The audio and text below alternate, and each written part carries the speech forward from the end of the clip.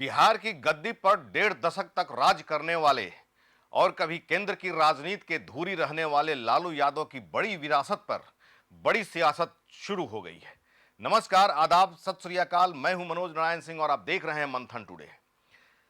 Rouse Avenue court में land for job मामले में जिस तरह से लालू यादव के केस की सुनवाई चल रही थी और उस वक्त तेजस्वी यादव और तेज प्रताप यादव का जो वीडियो वायरल हो रहा है और अभी महज चंद घंटे पहले, लगभग 1-1.5 घंटे पहले, लालू यादव की बेटी रोहिणी आचार्य ने जो एक्स हैंडल पर ट्वीट किया है, इससे सियासत में काफी तल्खी बढ़ गई है और सबसे बड़ा सवाल यह पैदा हो गया है और चर्चा हो रही है, इस बड़ी विरासत पर जो सियासत हो रही है उसका परिणाम क्या होगा। ये तो कुछ दिन पहले से भी आ रहा है कि परिवार में किस तरह से बिखराव शुरू हो गया। तेज प्रताप अलग थलग पड़ गए हैं, उन्होंने अपनी पार्टी बनाई, बिहार विधानसभा चुनाव में उनकी पार्टी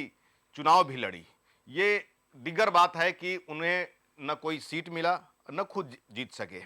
लेकिन जिस तरह से 14 जनवरी 2026 को मकर संक्रांति के अवसर पर दही चूड़ा भोज का तेज प्रताप यादव ने अपने आवास पर आयोजन किया है और इस आयोजन में एनडीए के घटक दलों को उन्होंने आमंत्रण दिया है। बीजेपी में उनकी चौकड़ी बढ़ रही है। इससे सियासत के गलियारे में चर्चा हो रही है कि आरजेडी का बिखराव अब तय है। और जिस तरह से रोहिणी आचार्य ने अपने एक्स हैंडल पर ट्वीट किया है, अभी 1-1.5 घंटे पहले उन्होंने लिखा है कि बड़ी शिद्दत से बनाई और खड़ी की गई बड़ी विरासत को तहस नहस करने के लिए परायों की जरूरत नहीं होती। अपने और अपनों के चंद षड्यंत्रकारी नए बने अपनों ही काफी होते हैं। जब विवेक पर पर्दा पड़ जाता है, अहंकार सिर पर चढ़ जाता है। जाहिर सी बात है कि जिस तरह से तेज प्रताप यादव लगातार ये आरोप लगाते रहे हैं कि जयचंद के कारण उनका परिवार तहस नहस हो रहा है, वैसी स्थिति में जिस तरह से बिहार विधानसभा चुनाव में जो परिणाम जो आया, मात्र 25 सीट पर आरजेडी सिमट गई, या यूं कहें कि महागठबंधन बुरी तरह से पिछड़ गई, वैसी स्थिति में यह भी कयास लगाया जा रहा है कि तेज प्रताप की चौकड़ी और रोहिणी आचार्य का ट्वीट कहीं ना कहीं आरजेडी का जो बिखराव हो रहा है, बड़ी जो विरासत है, इस पर सियासत काफी तेज हो गई है और यह चर्चा हो रही है कि इसमें बीजेपी संधमारी करने के फिराक में है। बीजेपी चाह रही है कि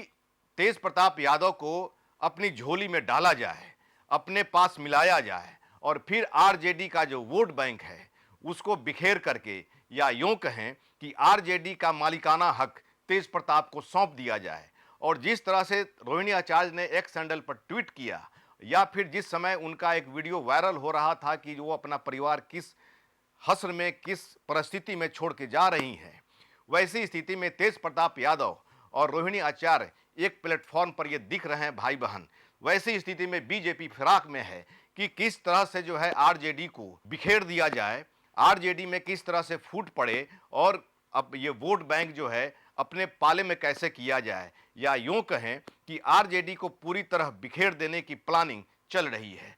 ये बिसात तो बिछनी शुरू हो गई है, लेकिन इसका नजारा देखने को मिलेगा 14 जनवरी 2026 को, जब तेज प्रताप के आवास पर एनडीए के घटक दलों का, नेताओं का जमावड़ा होगा। उस समय यह तय होगा कि बिसात जो बिछनी शुरू हुई है, उस बिसात में कितना दम है और आने वाले समय में कहीं ऐसा ना चौकड़ी भरी जाए कि आरजेडी तेज प्रताप और रोहिणी आचार्य के हाथ में आ जाए। चर्चाएं ये हो रही है और जिस तरह से सोशल मीडिया पर रोहिणी आचार्य का एक तरह से कहा जाए तो तेज प्रताप को साथ मिल रहा है, तो सियासत में इस बात की चर्चा हो रही है कि आने वाले समय में आरजेडी का मालिकाना उत्तराधिकारी तेज प्रताप और रोहिणी आचार्य ही होंगे। चूंकि ये